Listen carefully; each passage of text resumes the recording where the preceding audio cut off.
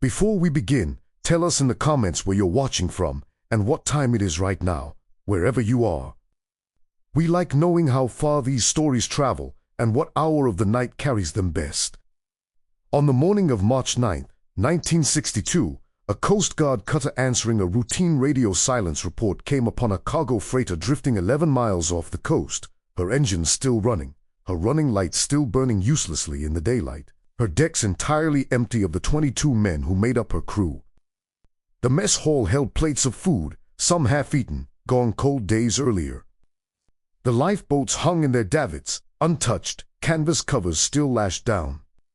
Personal effects, wallets, wedding rings, a half-finished letter home, were found undisturbed in the crew's quarters, exactly where their owners had left them. Not one body was ever recovered. Not one crew member of the Meridian Star was ever seen again. What follows is a reconstruction built from the ship's recovered log, radio transcripts held for decades under maritime seal, a Coast Guard board of inquiry that closed its findings as cause undetermined, and testimony that surfaced only years later, when the people giving it no longer believed anyone would connect it back to a freighter that officially, on paper, no longer existed. The Meridian Star was a mid-sized cargo freighter, built in 1948, 190 feet at the waterline, registered out of a modest Pacific Coast shipping company that operated a small fleet running general freight between West Coast ports and a scattering of island territories further out. By 1962, she was not a remarkable vessel. Company records describe her as reliable, unglamorous, the kind of ship that made the same route so many times her crew could have run them blind. Her final voyage began on February 26, 1962, departing a West Coast port under Captain Everett Halloran, a man with 18 years at sea and a reputation, according to company personnel files, for running a tight, uneventful ship. Halloran had served on the Meridian Star for 6 years and had never once, in that time, filed an incident report of any consequence. The manifest for that final voyage lists a routine mixed cargo, machine parts, canned goods, mail, and a smaller consignment that would later draw far more attention than its size warranted. 11 sealed crates shipped under a private commercial contract, marked only geological survey materials, handled with standard care, consigned to a research buyer whose name, when investigators later tried to trace it, led to a holding company that had dissolved within a year of the voyage and left no forwarding address. 22 men made up her crew that trip, not an unusual complement for a ship her size. Company payroll records list them by name and position: Captain Everett Halloran, First Mate Daniel Vasokafor, Second Mate Rolf Bergman, Chief Engineer Miguel Castellano, Radio Operator Thomas Ashby, 24 years old and only 4 months into his first deepwater posting, and 17 additional crew across deck, engine, and galley duties. The voyage's first 10 days, according to the recovered ship's log, later held under maritime seal until a Freedom of Information request in 1994 forced its partial release, were entirely ordinary. Weather, position fixes, routine engine maintenance. Halloran's handwriting throughout this period is small, precise, unremarkable, the log of a captain with nothing to report because nothing worth reporting had happened. The first line that reads differently comes on March 1, 1962, for days before the ship's radio went silent for good. 0740 hours. Second Mate Bergman reports unusual noise from Hold 2 during morning inspection, describes it as a shifting sound, as though cargo had come loose, though the crates in question were secured per standard procedure and showed no sign of movement upon inspection. Instructed crew to relash regardless as precaution. Hold 2, according to the stowage plan recovered with the ship's papers, contained 8 of the 11 sealed research crates, along with a portion of the general cargo. It was not a space crew had reason to enter outside of routine checks. Cargo holds on a freighter that size was sealed and inspected on a schedule, not lived in, not lingered around. That changed within days. March 2nd, 06:15.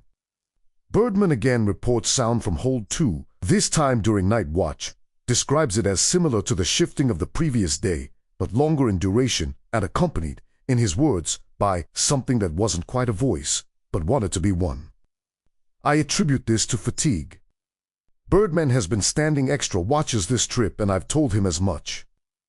He did not appear convinced by his own explanation either. March 2nd, 21:30.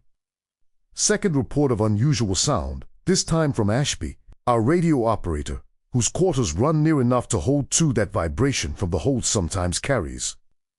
Ashby describes hearing, distinctly, his own name spoken from somewhere below decks, though he was alone in his quarters at the time, and confirms no crew member was near enough to have spoken it.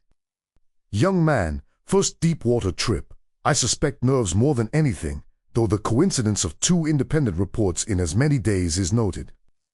By March 3rd, the reports had multiplied. Halloran's log for that date, longer than any previous entry, documents 6 separate crew members describing some variation of the same phenomenon, a sound from hold 2 that resembled speech without forming words, occasionally sharpening, for a syllable or two, into something that sounded, according to more than one man's account, uncomfortably like a voice they knew. Castellano reports the engine room has picked up an intermittent vibration he cannot trace to any mechanical source, occurs at irregular intervals, does not correlate with engine load, RPM, or sea state. He has checked the shaft, the bearings, the mounts. Nothing explains it. He describes it, reluctantly, as almost rhythmic, like something breathing slow. I ordered hold 2 open for full inspection this afternoon. Bergman, Castellano, and 2 deckhands accompanied me. Cargo undisturbed. All 11 research crates intact, seals unbroken, exactly as loaded. No mechanical or structural explanation found for reported sounds. I want this noted plainly. 5 experienced seamen and I stood in that hold for the better part of 20 minutes and heard nothing at all while present.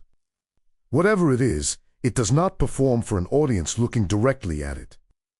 That final line, "it does not perform for an audience looking directly at it," is the first moment in the recovered log where Halloran's writing tips from documentation into something closer to unease. It would not be the last. Thomas Ashby, the young radio operator, kept a personal notebook alongside his official watch logs, a common enough habit among wireless operators of the era, who often had long stretches of quiet duty and little else to occupy the hours. That notebook was recovered from his quarters when the Coast Guard boarded the derelict ship, and portions of it were later released alongside the ship's official log.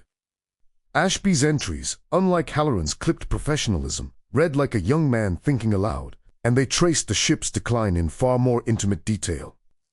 March 3rd, private notebook. Everyone's talking about the sound from hold 2 like it's the only strange thing happening on this ship, and maybe it is the only thing anyone's willing to say out loud, but I don't think it's the only thing happening. Yesterday I picked up something on the low-frequency band during my watch, not a transmission, not static, something in between, like a voice run through water. I logged it as atmospheric interference because that's the only category the form gives me. I don't think that's what it was. March 4th, private notebook. It said my name again last night. Not from the hold this time, through the headset, clear as anyone talking directly into my ear. I took the headset off and there was nothing. Put it back on and nothing either, for almost an hour, and then just my name again, quiet, like someone testing how it sounded. I haven't told the captain about the radio. I told him about the hold, same as everyone else, because that at least I can share the blame for hearing. The radio feels like mine alone, and I don't know yet if that means something or if it means I'm the only one losing his mind on this ship. Halloran's official log from March 4th corroborates, without naming Ashby directly, that crew morale has deteriorated markedly. Several men have requested to stand watches in pairs rather than alone, a request I have granted despite the strain it places on scheduling. I do not believe we are dealing with mechanical fault. I am increasingly uncertain what we are dealing with. That evening brought the first disappearance. March 4th, 22:55 hours, ship's log. Deckhand Walter Pruitt failed to report for his watch relief.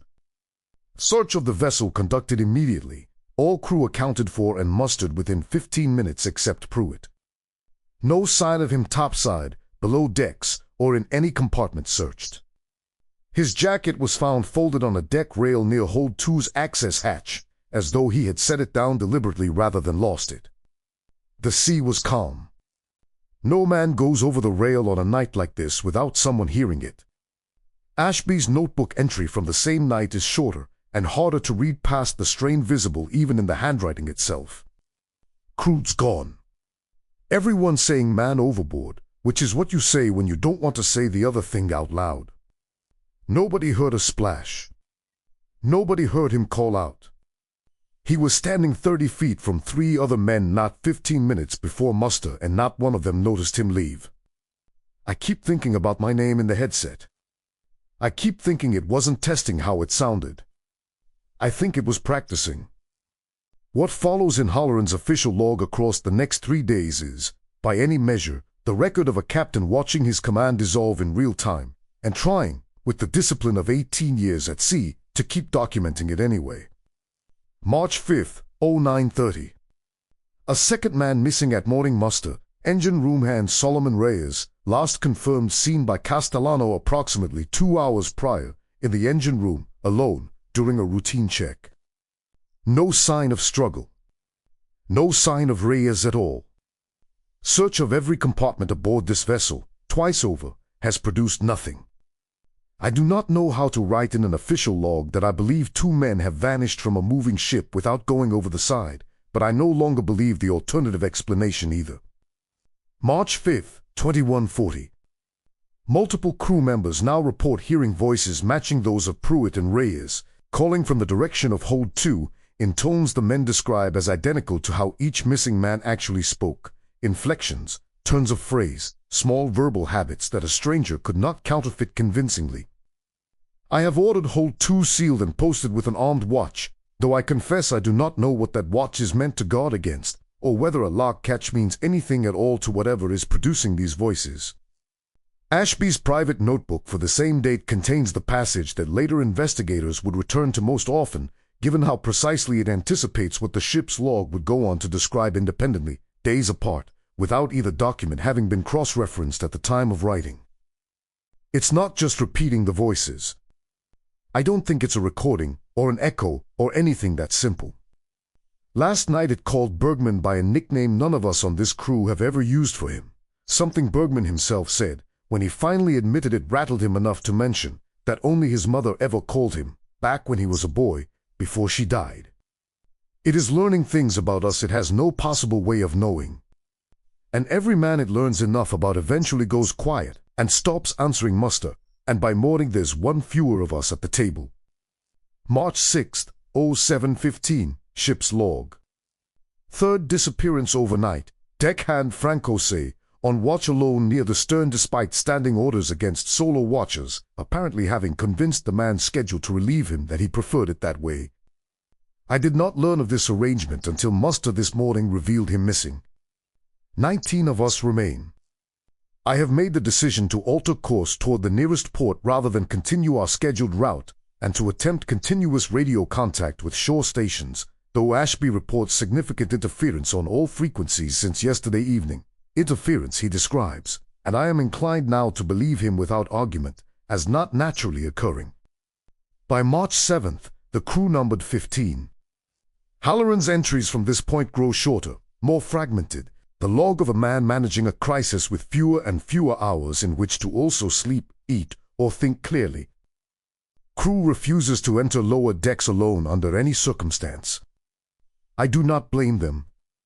I have instituted a rule that no man may be out of sight of at least one other for longer than it takes to relieve himself, and even this feels inadequate given how quietly and completely each disappearance has occurred.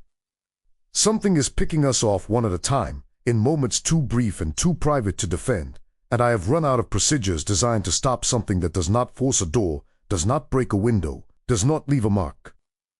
The last confirmed radio contact from the Meridian Star reached a coastal relay station at 0203 hours on March 8, 1962, a transmission so degraded by interference that the station operator on duty that night, a man named Curtis Waller, initially logged it as unreadable and moved on, a decision he would later describe, in an interview conducted decades afterward, as the thing I have thought about nearly every night since.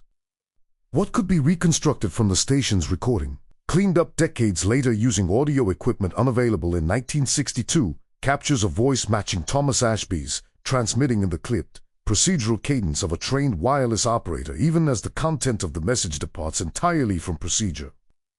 This is Meridian Star. This is Meridian Star. Does anyone copy? We are. Crew remaining. I don't. Captain's ordered abandoned ship readiness, but I don't think it matters where we go on this ship. I think it's all ready. Inside with us. Not just the hold anymore. It's learned enough of us now that it doesn't need the dark to. If anyone receives this, tell them it isn't the hold. The hold was never the thing. The hold was just where it was loudest. Ash be out. If anyone's there. Ash be out. Waller's later testimony describes attempting, repeatedly, to raise the Meridian Star again over the following hours, without success. Standard procedure at the time treated a single degraded transmission from a ship that had already been out of contact for several hours as low priority pending confirmation, a decision that, in the calm administrative language of the eventual inquiry, contributed to a delay of approximately 31 hours before search assets were dispatched. The ship's official log contains only 2 more entries after the transmission, both in Halloran's hand, both markedly different from the disciplined captain's log that opened this voyage. Undated, presumed March 8th. 11 of us. I do not know how to write what I watched happen to Bergman 2 hours ago except to say that he was standing beside me, mid-sentence, and then he was not, and the sentence continued for perhaps 3 more words in his voice, from empty air, before it stopped. I have stopped believing this is any threat with a body that can be fought, sealed out, or reasoned with. I have started believing, God help me, that it does not need a door because it was never outside to begin with. I think it came aboard in one of those crates, and I think whatever is in those crates is not geological survey material, and I think the men who sold that cargo to this company knew exactly what they were shipping and precisely what it required to travel. Final entry, undated. Down to what I believe is 6, though I confess I am no longer certain of the count, because twice now I have heard a voice answer to a name of a man already lost, in a tone convincing enough that for a moment I forgot he was gone at all. That, I think, is the true shape of what is happening to this crew, not merely that men vanish, but that the line between the living and the taken has become difficult, moment to moment, for the rest of us to hold on to. I am writing this final entry by the wheelhouse light with the door braced, though I no longer believe a braced door means anything. If this log is ever read by anyone, know that the Meridian Star did not sink, was not boarded, did not founder in any storm. Something came aboard with our own cargo, wearing the shape of nothing at first, and left this ship far emptier than it found it. Whatever remains of my crew and myself by the time anyone reads this, I want it recorded plainly. We did not abandon our posts. Our posts were taken from us, one man at a time, by something that learned our names faster than we could learn to fear it.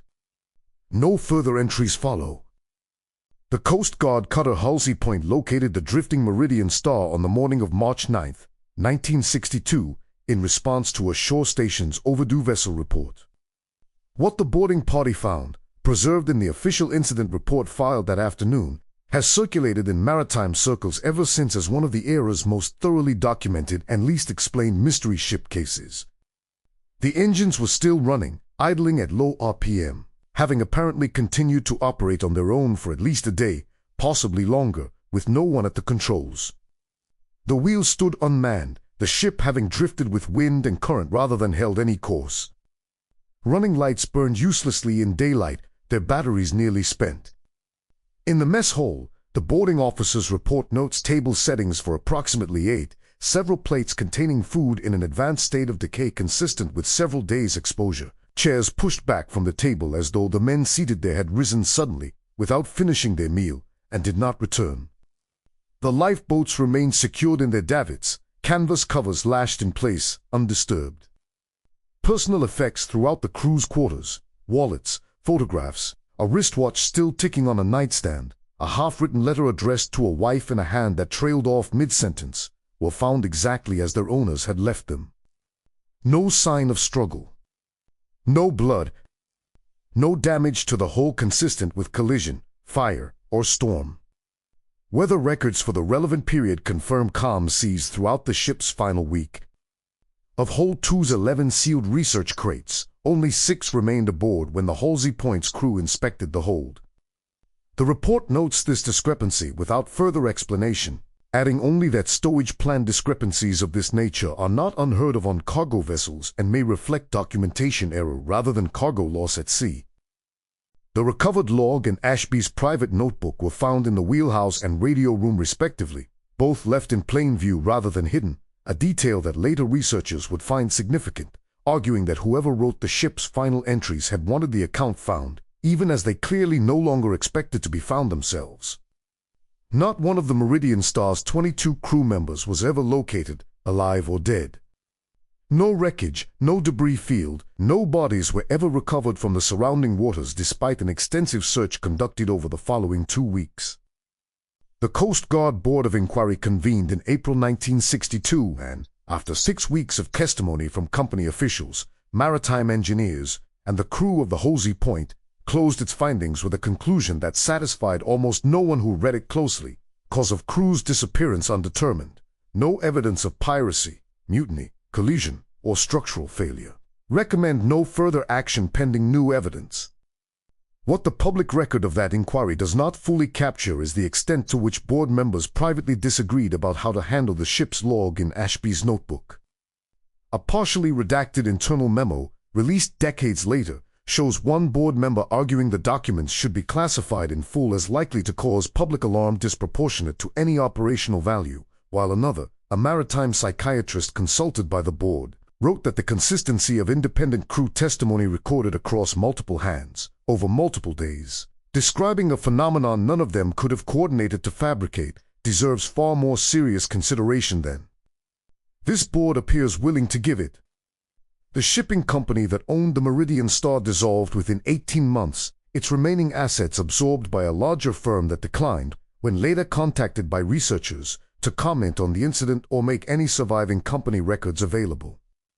The holding company listed as consignee for the 11 research crates was traced, with considerable effort, to a private research contract connected to a marine geological survey firm active in the Pacific during the early 1960s, a firm that itself dissolved in 1963 and whose founder could not be located by any researcher who later attempted to find him.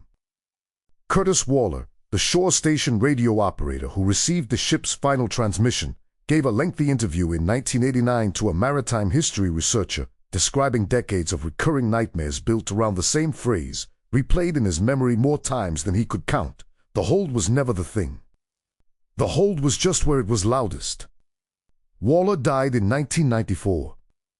His interview transcript, along with the cleaned-up audio of the final transmission, forms much of what the public knows today about the Meridian Star's last hours. The case might have remained a footnote in maritime mystery circles had it not been for Dr. Owen Fairclough, a maritime historian who encountered the sealed inquiry file in 1994, shortly after the Freedom of Information request that finally forced its partial release. Fairclough's early notes, preserved by a colleague who later shared them with a documentary team, describe a fairly conventional academic interest, a case study in maritime disaster investigation, nothing more. That interest changed character within months. His notes from later that year show him cross-referencing the Meridian Star's cargo manifest against other ships associated with the same dissolved geological survey firm, and compiling a list of at least 4 additional vessels across 3 different shipping companies that had experienced unexplained crew losses or full disappearances during the same general period, each carrying cargo from firms connected, however loosely, to the same tangled network of holding companies. The pattern is too specific to dismiss as coincidence, Fairclough wrote in a letter to a colleague in early 1995. Every one of these ships carried sealed cargo from a research contract with no verifiable end recipient. Every one of them reported unusual acoustic phenomena from the hold before losing crew. I don't yet know what connects these companies, but I don't believe anymore that I'm looking at 4 unrelated tragedies. Fairclough's research advisor, in a letter urging him to redirect his sabbatical toward a project with a defensible thesis and an achievable endpoint, noted with evident concern that Fairclough had taken to sleeping with a radio permanently tuned to a low-frequency maritime band, for reasons he would not fully explain, beyond saying that he wanted to know immediately if he ever heard something on it that didn't belong. In August 1995, Fairclough wrote to a colleague that he had located, through shipping records and interviews with an aging former Coast Guard officer, what he believed to be the coordinates where the Meridian Star had first begun reporting anomalies before her final drift, a stretch of open Pacific water he intended to visit aboard a chartered research vessel to take acoustic readings. He did not return from that expedition. The chartered vessel's crew reported that Fairclough had insisted, against their advice, on remaining alone on deck for an extended overnight watch near the coordinates in question. When the crew went to relieve him at dawn, his equipment was found still running, still recording, arranged neatly at the rail. Dr. Owen Fairclough himself was never found. The audio recovered from his equipment, several hours of it, has never been made fully public. A brief excerpt released by the chartering company at the family's request contains, according to those who have heard it, roughly 40 seconds of ordinary ambient sea noise, followed by what sounds like Fairclough beginning to speak, and then, unmistakably, a second voice answering him, in a cadence several listeners have since described as identical to his own. Reports connected, however loosely, to the Meridian Star case have never fully stopped surfacing in the decades since, though maritime authorities have consistently declined to treat them as related. In 1974, a fishing vessel operating in roughly the same stretch of Pacific water reported, in its own log, a period of several hours during which its radio picked up what the crew described as a voice repeating names, none of which matched anyone aboard, in a tone like someone reading a list rather than calling out. The vessel's captain, interviewed years later, insisted the crew heard the same names repeated across multiple, independent listenings, though none of them, at the time, thought to write the names down. In 1988, a container ship's engineering log, later obtained by a maritime researcher through a records request, documents an unexplained mechanical vibration strikingly similar to Castellano's 1962 description, irregular, does not correlate to engine load, occurs primarily during night hours, described by two independent engineers as resembling slow breathing. The ship completed its voyage without further incident and the entry was filed, at the time, as an unresolved maintenance curiosity. In 2003, a maritime radio hobbyist recording low-frequency bands along the same general shipping corridor captured several minutes of what he described online as interference unlike anything in my collection, a recording that, when later analyzed by an amateur audio enthusiast community, revealed, according to several independent listeners working from the same file, a faint and heavily degraded voice repeating a single phrase they transcribed, with notable consistency across multiple attempts. As it was never the whole.